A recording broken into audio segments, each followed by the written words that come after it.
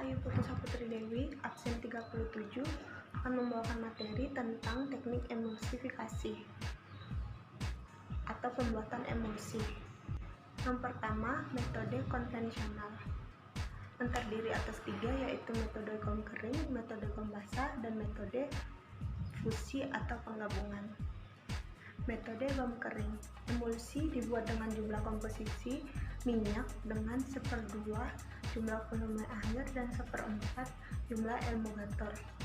Itu 4:2:1. Cara pembuatan. Zat pengemulsi yaitu gom arat dicampurkan dengan minyak terlebih dahulu. Kemudian ditambahkan air untuk pembentukan korpus emulsi. Lalu diencerkan dengan sisa air yang tersedia. Metode gom basah. Metode ini dipilih jika emulgator yang digunakan harus dihaluskan atau didispersikan terlebih dahulu ke dalam air, misalnya multiselulosa. Zat pengemulsi ditambahkan ke dalam air. Zat pengemulsi umumnya larut agar membentuk suatu mucilago. Kemudian perlahan-lahan minyak dicampurkan untuk membentuk emulsi.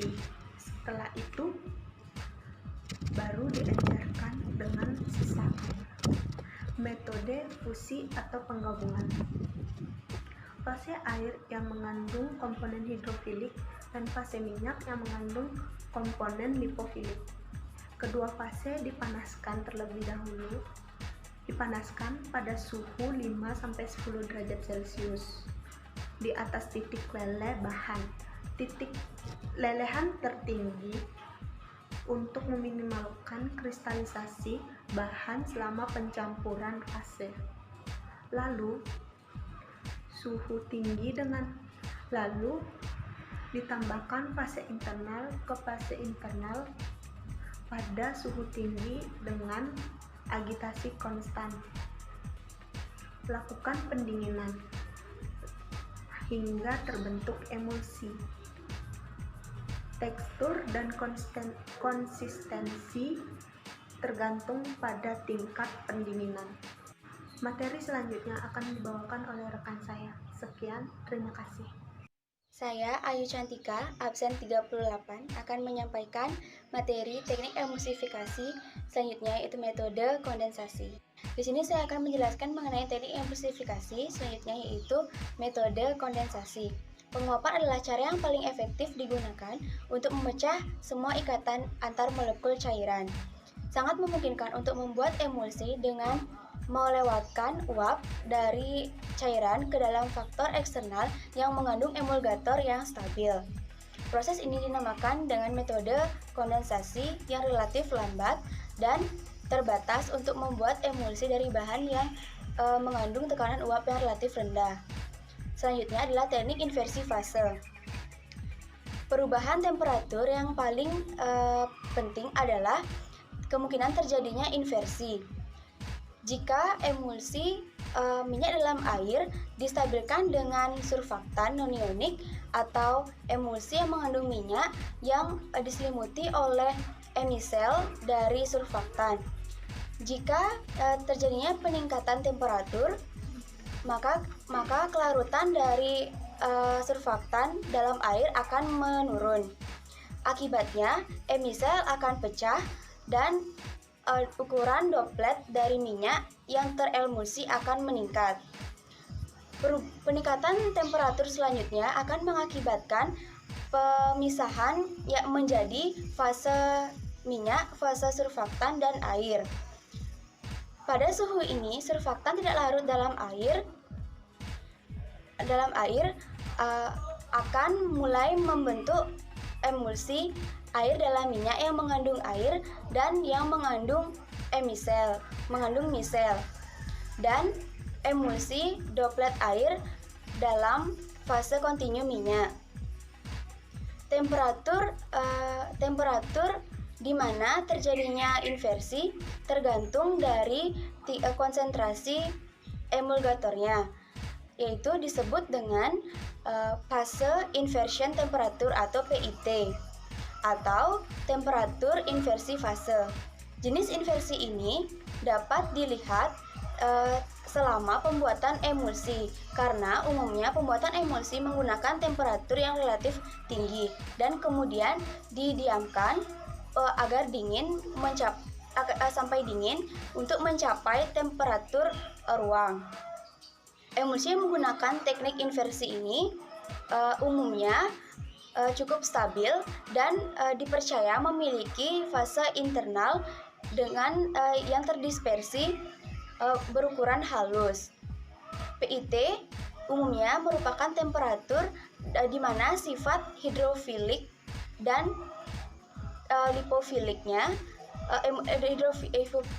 lipofilik emulgatornya itu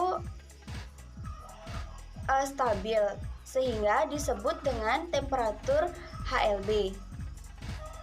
Kemudian ada emulsi spontan.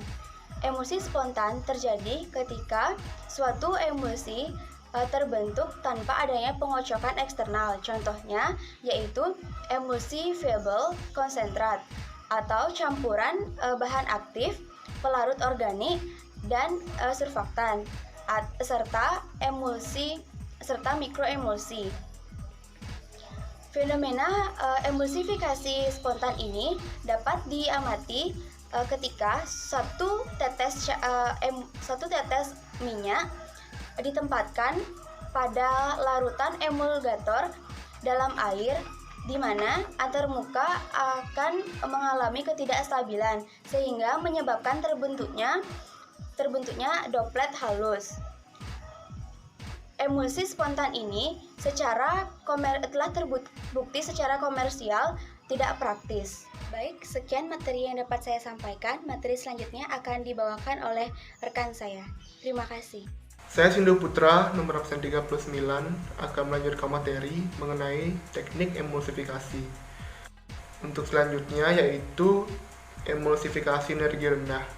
Pada emulsi ini semua fase internal, tetapi hanya fase eksternal yang dipanaskan, dan ketika telah dipanaskan, sisa dari fase eksternal tersebut ditambahkan ke dalam emulsi pekat dengan tujuan untuk mendapatkan ukuran droplet yang sangat kecil. Untuk pembuatan emulsi pekat ini dilakukan di atas PIT, yaitu fase inversion temperatur, dan dengan mengontrol variabel dapat memungkinkan mendapatkan emulsi dengan ukuran partikel yang lebih kecil dan seragam dibandingkan dengan emulsi yang dihasilkan dari metode konvensional. Adapun variabel yang saya maksud, yang pertama ada temperatur emulsifikasi, yang kedua ada intensitas mixing, dan yang ketiga ada jumlah fase eksternal. Kemudian selanjutnya yaitu materi mengenai cara membedakan tipe emulsi. Sebelumnya ada dua tipe emulsi. Yang pertama ada tipe minyak dalam air, dan yang kedua ada emulsi air dalam minyak. Dan untuk membedakan kedua tipe emulsi tersebut dapat kita lakukan beberapa metode atau uji. Yang pertama ada uji pengenceran. Pada uji pengenceran ini, untuk tipe emulsi minyak dalam air dapat dilihat atau diencerkan dengan air. Sedangkan untuk tipe emulsi air dalam minyak dapat diencerkan dengan minyak. Untuk informasi lebih lanjut dapat disimak pada video berikut ini. Pada video berikut ini terdapat beberapa sediaan emulsi yang akan didispersikan ke dalam air. Yang pertama ada sampo. Jadi ketika sampo ditambahkan ke dalam air kemudian diaduk rata, sampo mengalami terdispersi sempurna. Yang kedua ada pasta gigi. Jadi ketika pasta gigi ditambahkan ke dalam air, kemudian diaduk rata, terlihat pada video pasta gigi terdispersi sempurna. Kemudian yang ketiga, body lotion. Ketika body lotion ditambahkan ke dalam air, kemudian diaduk rata, terlihat pada video tidak terdispersi sempurna dan terlihat ada gumpalan yang tidak dapat larut dalam air.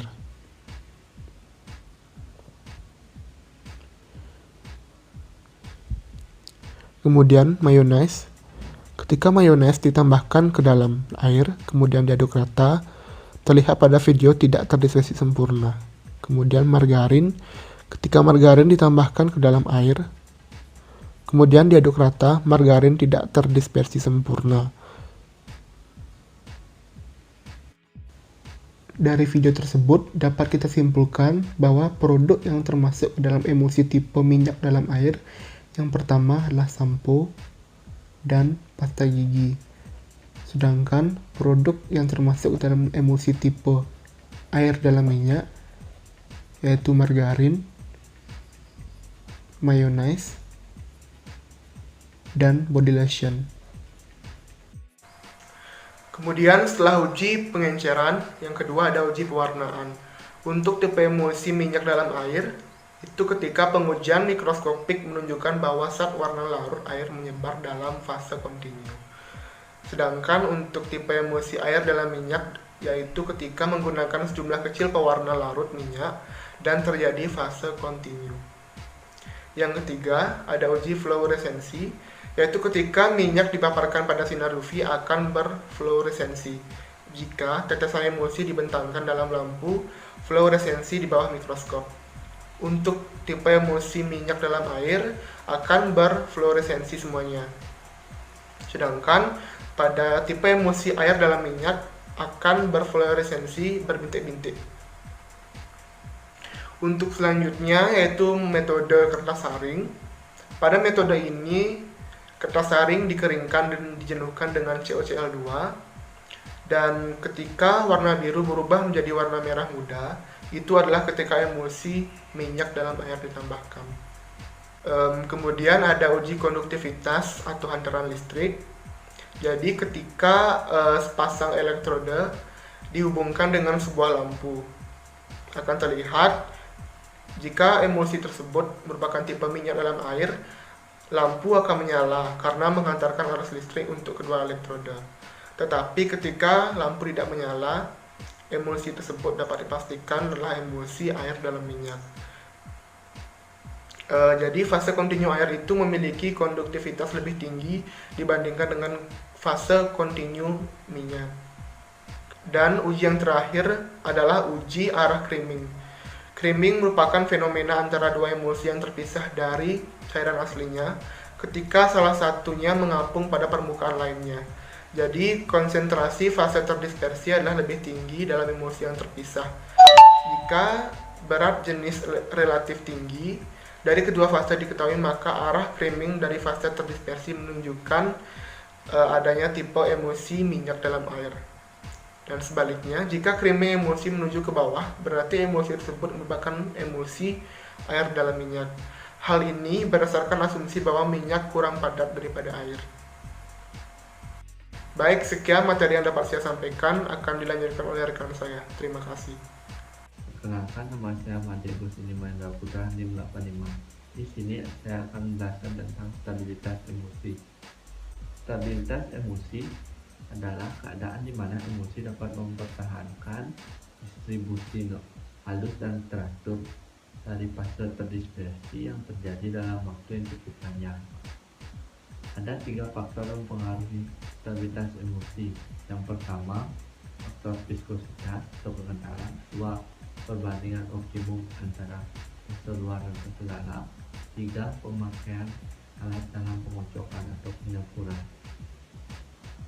Stabilitas emulsi dibagi menjadi 2, yaitu stabilitas fisik dan stabilitas kimia. Stabilitas fisik dibagi menjadi beberapa bagian lagi. Contohnya, pertama, flokkulasi. Flokkulasi adalah akselerasi droplet dari fase internal yang bersifat reversibel. Flokkulasi berbeda dengan koalesensi, di mana lapisan antarmuka dan individual yang masih utuh. Yang kedua, creaming. Creaming terjadi karena fase dalam lebih pekat sehingga terdorongkan fase luar. Creaming dapat diperbaiki dengan pengocokan kembali. Yang ketiga, koalesensi dan baking. Koalesensi adalah proses peningkatan ukuran partikel emulsi karena penggabungan partikel-partikel membentuk partikel yang lebih besar. Dan koalesensi bersifat irreversibel. Penggabungan droplet-droplet menjadi droplet yang lebih besar ini akan menyebabkan pemisahan sempurna atau breaking. Faktor utama untuk mencegah koalescensi pada emulsi adalah kekuatan mekanik dari barier antar muka. Yang keempat, inversi fase. Inversi fase adalah pecahnya emulsi dengan tiba-tiba dari satu tipe ke tipe yang lain yang diakibatkan oleh perubahan rasio volume. Inversi fase juga dapat terjadi karena pemanasan dua fase emulsi kemudian didinginkan. Hal itu dapat menyebabkan perubahan kelarutan emulgator akibat temperatur. Selanjutnya, yang terakhir adalah stabilitas kimia. Stabilitas kimia bagi menjadi dua, yaitu oksidasi dan kontaminasi mikroorganisme. Oksidasi adalah terbentuknya bau yang tidak diinginkan dari komponen asam dan semua jenis produk oksidasi. Oksidasi secara efektif dapat dicegah dengan pemakaian antioksidan yang cocok. Yang kedua, kontaminasi mikroorganisme dapat menyebabkan perubahan warna dan bau, terbentuknya gas, perubahan pH, hidrolisis, dan akhirnya menyebabkan emulsi breaking. Beberapa emulgator alam dapat menjadi nutrien untuk pertumbuhan jamur dan bakteri pada fase air dalam emulsi. Sekian materi emulsi dari kelompok kami. Semoga bermanfaat dan bisa jadi tambah wawasan.